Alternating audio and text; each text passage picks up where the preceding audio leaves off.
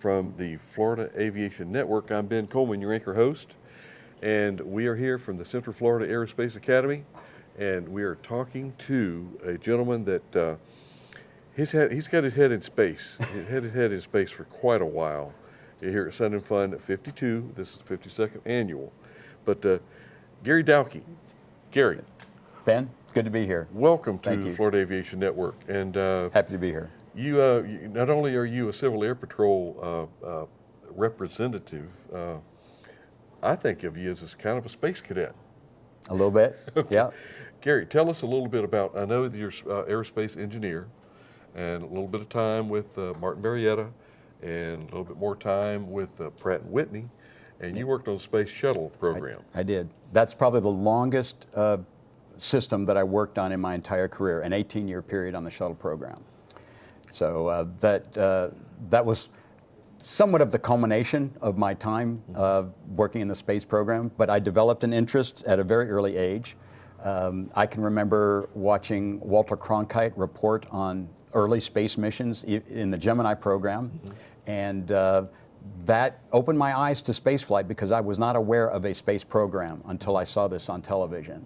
And then at that point, enthralled with what was going on, I started looking into it, researching it, checking out books from the library, and during elementary school and high school, I was sort of the space authority among my peers. Good. If they had questions about spaceflight, they'd come to me. Gary, I thought you were coloring in the gray in your hair for some stature, but Walter Cronkite. Yeah, that goes back a few years. That goes back a few years. But he was the consummate space reporter. Yeah. He was as much a space. I shouldn't use the term space geek, but he was. He was a big fan of spaceflight, and he was the most recognized, authoritative reporter on spaceflight of any of the reporters out there during that time. Gary, what have you been doing here on the Sun and Fun campus this year? Okay, so for the past few years, I've been doing the educational seminars, and typically they are space related. And the two that I did this year were involved, the first one with astronaut in-flight emergencies. And just the title alone garners a lot of interest from the people here. Because you say in-flight emergency, most of the people are well aware of what that entails. And many astronauts over the years have encountered literal in-flight emergencies. Some of them in aircraft, and many of them have happened in outer space. And so I focused on those and just recounted some of the harrowing moments in America's early space program, and even in recent years as what has happened in that area. And then the other thing I focused on, these are two separate presentations. The launch rate at Kennedy Space Center is just, I don't know the best term. Anything I say is going to sound like a pun, but it's going through the roof, it's exploding, it's just going crazy. And the launches at Kennedy Space Center, we haven't seen this in decades. And the record of launches off of Kennedy Space Center and Cape Canaveral was set in 1960 with over 200 launches. And you look at the chart, and the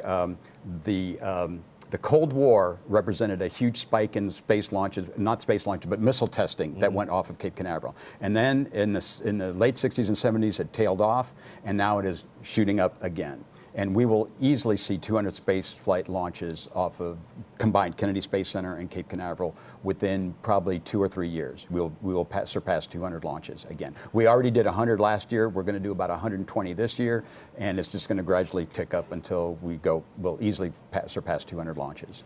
And Gary, I didn't fully appreciate the importance of our space exploration, but there's an awful lot that we have gained in the industry as a direct result of all of the knowledge and the resources put into the space program.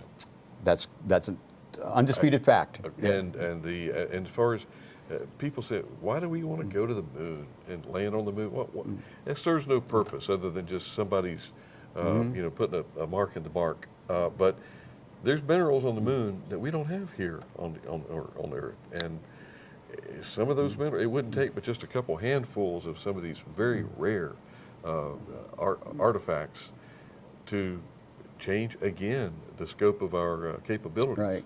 And over the years, the advances that have come as what is an unintended benefit of NASA's research and development in space exploration that affects other areas. Medicine is an excellent area of advancement, of new medicines that have been developed, ways of dealing with combating zero gravity. So you think, well, zero gravity, there's no problem with that, but the body atrophies and the muscles atrophy over extended periods of time and space. And NASA has to deal with that, and with their astronauts who spend months and upwards of a year in outer space. So a lot of things that you wouldn't think about would be a benefit of space exploration absolutely benefits each and every person on the planet. And they don't know it. Right, and nobody seems to make the connection. Well, few people seem to make the connection of the things that the research that NASA does to accomplish space flight benefits a broad cross section of individuals that don't even make that connection when they benefit from either a medication or a medical technique or things like that. Gary, from my accident investigation background, you did hook me with in-flight emergencies for astronauts. Sure. You hooked me. Yeah, okay. And you mentioned something that hadn't been really developed a lot, that a lot of people probably don't know about, and you probably haven't signed any NDAs or anything that's going to restrict you from talking Not about. at all, nothing. The Gemini project. Yes. What happened? We had a big one in Gemini. People don't know that. I didn't. It's not well known. I can tell you, quite honestly and matter-of-factly, that Neil Armstrong flew a Gemini mission and came very close to losing his life on that mission. And this is one of the topics that I do in my in-flight emergency presentation, go into a little bit more depth, but I can briefly explain to you what happened. Okay. On this particular mission, the assignment of the crew was to rendezvous and dock with another spacecraft that was already in orbit. So how this worked, and they did a number of these types of missions during Gemini, they launched what is called a target vehicle. And this is in preparation for the Apollo program, where they needed to locate, rendezvous, and dock with another spacecraft. In order for the astronauts to get successfully off the moon in Apollo, they had to launch and find the command module that was already in orbit. If they couldn't locate that, they were doomed. Yeah. They would be stuck in lunar orbit and eventually would have fallen back to the surface. So NASA wanted to be able to understand and perfect the technique of rendezvous and docking with other spacecraft. And this particular mission accomplished the first example of that, and it was commanded by Neil Armstrong on that mission. And his pilot was astronaut Dave Scott, who later also went on to command a lunar landing mission. But on this mission, shortly after the docking took place, the entire assembly of the two spacecraft started to go into a roll. And the roll rate started to get higher and higher until the point where the astronauts were like, what is going on and how do we stop this? Armstrong thought that the problem was a stuck thruster in the target vehicle that they had docked with. So his immediate reaction was, let's get off the target vehicle so we can get better control of this. Well, he quickly found out that it wasn't in the target vehicle, it was in the spacecraft that they were in. It was the Gemini spacecraft that had a stuck thruster, and that roll rate was ramping up to 60 revolutions per minute. That's 1 a second. You spin yourself at 1 revolution per second, you're going to get dizzy pretty quick. The crew was on the verge of blacking out. And their only choice was to either have all of the thrusters activated, or the ability to activate the thrusters, or shut the entire system down. Well, to stop the roll, you had to activate another thruster, and they couldn't combat that. So Armstrong very correctly shut down the entire thruster system. That decreased the increase stopped. So but now they're stuck at still about 1 revolution per second. And so in order to negate that, they switched to what is called the reentry control system. And the reentry control system is a totally independent thruster system to stabilize the spacecraft during reentry. So they're doing it while they're in orbit. So they are using up fuel and oxidizer propellant to stop the immediate problem. The good thing is that the reentry control system had a safety margin built into the amount of propellant that they had. So they were able to stop the roll using the entry control system, and then they were able to also make a safe reentry after that. After this happened, immediately after this happened, NASA said, you guys are going to come home. You've already used up some of the propellant that you need for reentry. If anything else comes up that you need to use more of that, you're going to be stuck in space. So they said within 1.5 orbits that mission ended successfully and safely. But that crew went on record as having accomplished the first successful rendezvous and docking of any spacecraft in the history of human spaceflight. We even beat the Russians in doing that. So Well, quite a story, but Neil Armstrong came very close to losing his life before he commanded the Apollo 11 Yeah, mission. that's something that's really not brought up, as far as I'm concerned.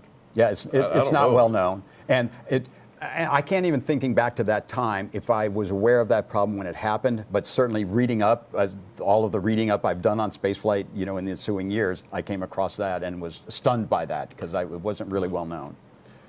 Well, Gary, I think we've got some information that we're going to share that you want to talk about that you brought with you, and we're going to let the guys behind the curtain show us what's going on. Here's the other topic. All right, so that's one. In-flight emergencies was one topic. The other topic is the enormous not only launch rate but the size and power of rockets that will be going off of Cape Canaveral and Kennedy Space Center. And I think many of the audience will be familiar with the Starship rocket that SpaceX is developing.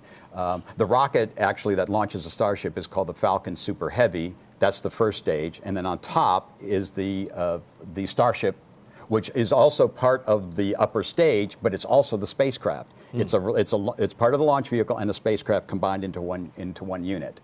And these have been launched successfully with varying degrees of success over the many attempts that they've done.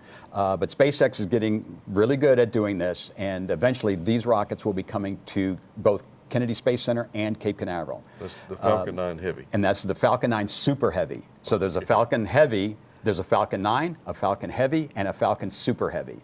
And what we're depicting here in this is the Falcon Super Heavy, and then on top of that is the Starship.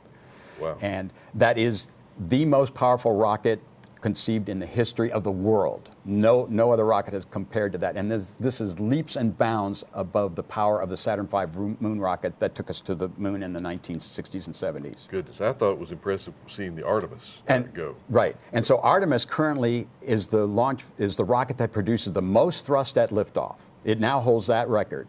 But that's going to be quickly eclipsed by Starship launches when they start coming here. And the reason the SLS for Artemis has that distinction is because it's an operational vehicle. Starship is still considered to be in the research and development stage. But once they put that into the operational category, then it will clearly stand head and shoulders above the power of any rocket ever launched in the history of the planet. Wow. And Gary, I'm still trying to tie in here the Civil Air Patrol, where we tie into, because I mean, you're not going to go out in space and look for lost astronauts. Well, no. Search and rescue is a big part of Civil Air Patrol, but it doesn't extend outside of the atmosphere. But Civil Air Patrol does have a very important air search and rescue assignment through the United States Air Force here on planet Earth. And so getting back to how I joined CAP, and this is a great story because it involves the CAP cadet program. And I was invited to speak to a group of cadets when I worked at John F. Kennedy Space Center during the shuttle program. And I was just so impressed with the decorum and the military bearing that they displayed as cadets that I wanted to find out more about what Civil Air Patrol was. I mean, I was active duty for 8 years, and I barely even knew that there was a Civil Air Patrol. I think I might have known the letters, CAP, and that there was something that the Air Force didn't have a whole lot of involvement in. And so this was my first real experience to Civil Air Patrol, and was very impressed with it. And I asked the group that invited me to come talk to them, I go, well, how do you join? Can I join? And they said, sure, if you're interested, you can join. And they mapped out how I would go about doing that. And I joined in, let's see, 2002, I think is when I joined. And so I've been a member ever since. And I joined initially for the aerospace education aspect of it, because I was invited because of my experience and knowledge of NASA spaceflight to talk to this group of cadets. And so I joined because Civil Air Patrol has this aerospace education component. And I said, well, that's what I want to focus on. And so I joined in that capacity. And then I got wrapped into a few other areas. The air search and rescue area I'm involved in, and the adult leadership component of CAP. Also, I got pretty much an ultimatum given to me that I was going to be a commander of this unit before my group commander was going to leave the building. he came in and said, Gary, you're going to be the commander of this squadron. And I said, I didn't join for this. I joined for aerospace education. He goes, you're the only person that I would trust to make this squadron go. And he said, I ain't leaving here until you accept it. Well, he gave me the confidence, I guess, I needed to become a squadron commander, and I agreed to it, and so that got him out of the building so that I could have a rest of an evening of not having to worry about this. So and that's how I got into that aspect of Civil Air Patrol. Where is home base for you, Gary? Okay, so you mean Civil Air Patrol-wise? Yeah. Okay, so geographically, I live in the Brevard County area. I am currently assigned to the Florida Wing, which encompasses the entire state of Florida, and in that capacity, I'm the Assistant Director of Aerospace Education for Florida Wing. And on a national level, I'm assigned to National Headquarters of Civil Air Patrol in their capacity of being the Rocketry Programs Coordinator for all of Civil Air Patrol. And rocketry, when you think of in Civil Air Patrol terms, it's model rocketry for the cadets. And rocketry is a great way to teach STEM to cadets, and STEM it's big across so many platforms. Civil Air Patrol has keyed in on that and realized the value of STEM education, and rocketry helps educate in that area to understand principles of math, science, technology, and those types of subjects. It's that's quite a role. Really. Yeah. I'm spread kind of thin at times too. So gosh, Gary, tell that us, happens. The Artemis program. Are you involved with the Artemis program? Well, yes, in an indirect yes way, and no. in a somewhat direct way, and in an indirect way. So Artemis is utilizing hardware from the Space Shuttle program. The main engines that power the core stage are not just the design of the Space Shuttle engines, they are the Space Shuttle engines that were flown during the Space Shuttle program. And your 18 years with the shuttle program gave you a lot of insight and knowledge on that. Oh, absolutely. I mean, you work an assigned aspect of the shuttle program, but you get familiarization with the entire system and how it works. And that was one decision that NASA had made that would allow them to use the cost of developing all of these rocket engines and then just tossing them away at the end of shuttle. They said, we can reuse these. So they decided that they were going to use these to power the core stage of the Space Launch System rocket. The other decision they made was to reuse the solid rocket boosters that were manufactured and flown repeatedly during the shuttle program. And as was advertised during shuttle, the solid rocket boosters were reusable.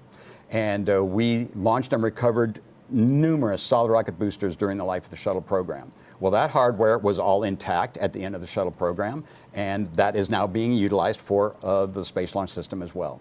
And I was eminently involved in the solid rocket booster program, and I can testify that I have been inside the hardware of the Artemis missions when I was in the shuttle program. The solid rocket boosters that are being flown for Artemis, I was literally inside the forward assemblies of those boosters during shuttle. Good. So it gives me a great connection. Even though I don't have a major element of Artemis program, I did have a very important one in the shuttle program, and that worked. If we would have lost all those boosters, well, we wouldn't be flying them on shuttles, so that's my connection to Artemis. And Gary, undoubtedly, there's some folks out there saying, what in the world does Florida Aviation Network have talking to a Civil Air Patrol guy about space flight? It's a very simple tie-in. You never stop and think about it. Some of the youth out there that are watching this, they're future astronauts. Absolutely, they're future astronauts. I can give you a story on that one as well. A Civil Air Patrol cadet many years ago was interested in flying and space flight.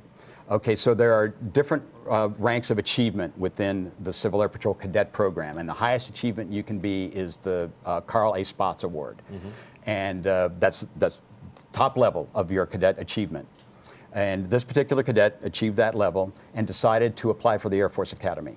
And so he got the appointment, went to the Air Force Academy, and goes, man, aircraft are so cool, I want to be a pilot. Well, any Academy cadet who wants to go a pilot is qualified, they're going to get to go become a pilot. And he said, flying is really cool, I'd like to be a test pilot. He applied for the test pilot program, got accepted into the test pilot program. He became an Air Force test pilot. And he goes, man, NASA utilizes Air Force test pilots from all the branches of the services. I'm going to go apply for that. He got accepted to become an astronaut for NASA. So a Civil Air Patrol cadet in his youth takes this initial dream of flying and going into outer space and actually becomes a NASA astronaut. And he's current active astronaut to this day. His name is Eric Bowe. He's flown 2 space shuttle missions, and he's still in Houston, Texas, and working hard at accomplishing space exploration. Gary, quite a story for anybody who's interested in doing that. That is a testament of why we have you here talking to us at Sun and Fun.